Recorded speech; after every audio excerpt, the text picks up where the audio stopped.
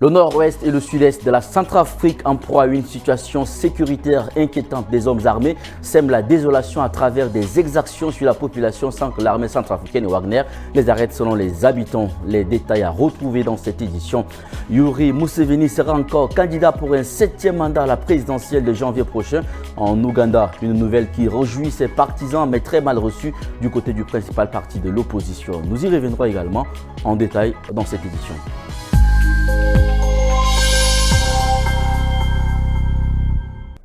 Mesdames et messieurs, bonsoir et bienvenue sur Tchad Info TV. Des témoignages d'habitants recueillis dans ces deux régions affirment que des groupes d'hommes armés y commettent régulièrement des exactions sans que l'armée centrafricaine appuyée par les mercenaires de Wagner ne parvienne à y mettre fin. Face aux perturbations engendrées par cette situation sur l'activité économique locale, certains habitants ont pris la décision d'aller s'installer dans les grandes villes contrôlées par les forces de sécurité. La situation sécuritaire reste précaire dans le nord-ouest et dans le sud-est de la Centrafrique où les habitants de nombreux villages ne peuvent désormais plus exercer leurs activités librement en raison de la présence d'hommes armés en brousse qui agissent à la manière des coupeurs de route. Ils ont posé des mines sur tous les grands axes et les véhicules sont régulièrement pris au piège. Chaque semaine, il y a des embuscades, des tueries, des pillages et des attaques sommaires aux alentours de Bozoum, confie ainsi Gédéon, un habitant du village de Garo, situé sur la route de Baoro dans le nord-ouest du pays, où des témoignages similaires ont également été recueillis dans les localités de Gouzé, Boforo et Paris. Alors que les promesses de trêve entre les groupes armés et le gouvernement n'ont pour l'instant rien donné, les autorités locales affirment que les rebelles commettent leurs exactions et se retirent avant l'arrivée des forces loyalistes, ce qui paralyse l'élevage et les activités économiques et agricoles de toute la région.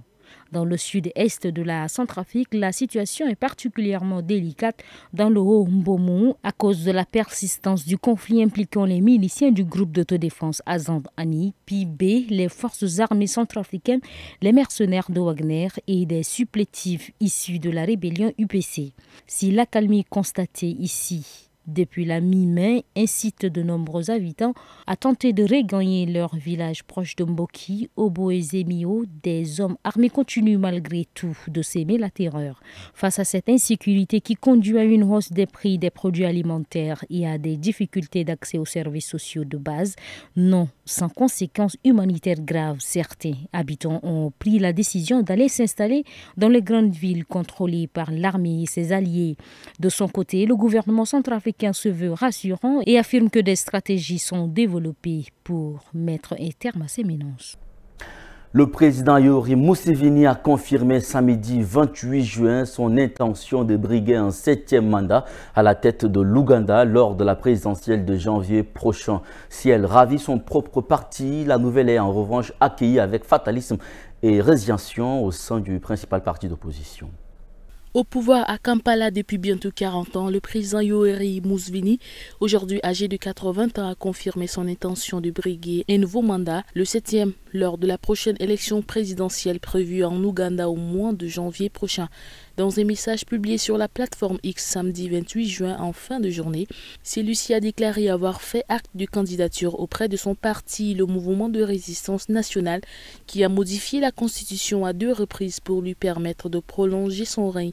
Même si elle ne surprend pas dans le pays, l'annonce de la nouvelle candidature du chef de l'État provoque évidemment de nombreuses réactions dans la classe politique ougandaise. Dans le camp présidentiel, sans surprise, elle est accueillie positivement. Les gens s'y attendaient et beaucoup approuvent son choix, affirme ainsi Enoch Barata, le directeur des services juridiques du NRM, avant d'ajouter « Ce n'est pas le temps passé au pouvoir qui compte, mais le projet ». Le président veut diversifier l'économie et renforcer la lutte contre la corruption. Il résigne l'opposition, quant à elle, ne cache pas un certain fatalisme. À chaque mandat, Yoweri Museveni promet que c'est le dernier et à chaque fois il revient, déplore par exemple David Lewis Robungaya, le secrétaire général de la NUP, qui évoque une frustration croissante chez les jeunes liée à la pauvreté, au chômage et à la corruption, alors que le leader de la NUP, Bobi Wine, a déposé sa candidature à la présidentielle mercredi 25 juin dans une élection libre et équitable. Nous gagnerions, reprend David Lewis Robungaya, qui rappelle que nos militants sont arrêtés, enlevés et que certains sont toujours détenus. Mais on ne peut pas abandonner, conclut celui-ci, alors qu'un autre opposant, Kizza Besigye, est lui aussi toujours en prison dans l'attente de la fin de son procès.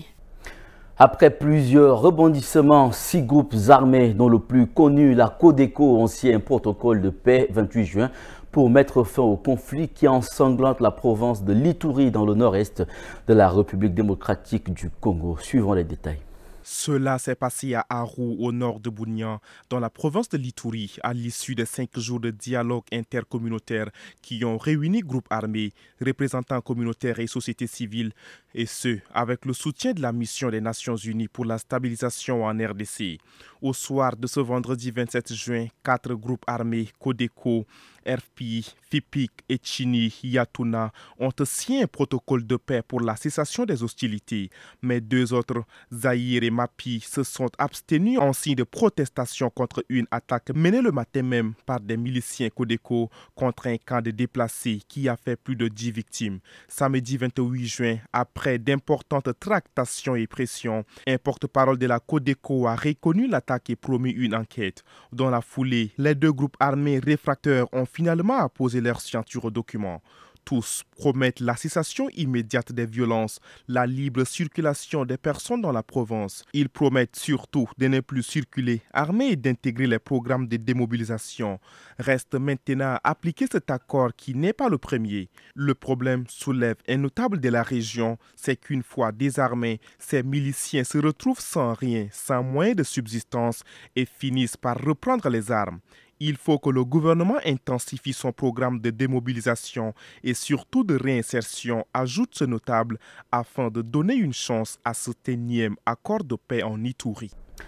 L'enquête sur l'origine de l'accident du Boeing 787 d'Air India qui s'est écrasé le 12 juin 2025 au décollage de l'aéroport d'Ahmedabad au nord-ouest de l'Inde poursuit son chemin. L'on passe en revue toutes les hypothèses, même celle d'un sabotage, a indiqué dimanche 29 juin un ministre indien.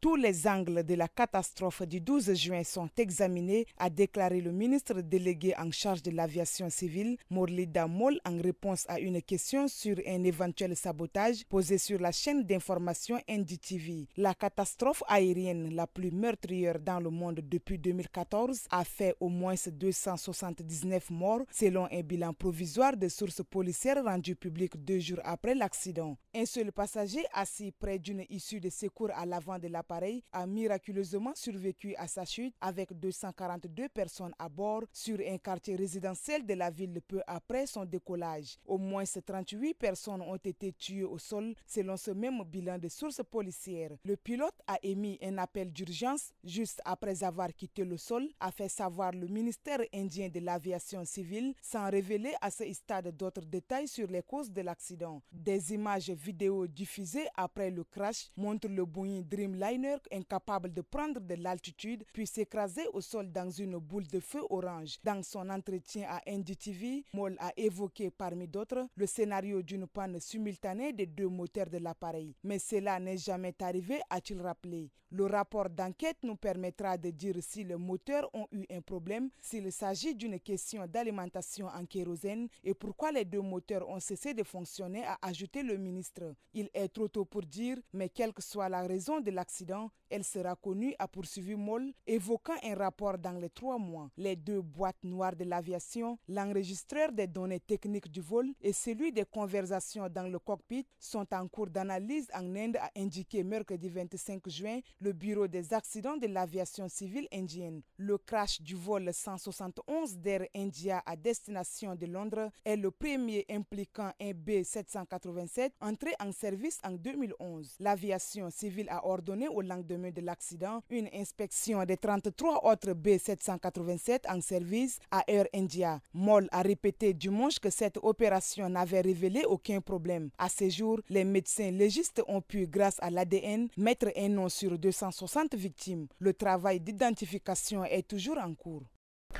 Un journaliste français spécialiste de football a été condamné à 7 ans de prison ferme en Algérie, notamment pour apologie du terrorisme. Selon Reporters sans frontières, cette condamnation a été prononcée au terme d'un contrôle judiciaire de 13 mois. Son employeur, le groupe Sopress, dénonce une sanction injuste.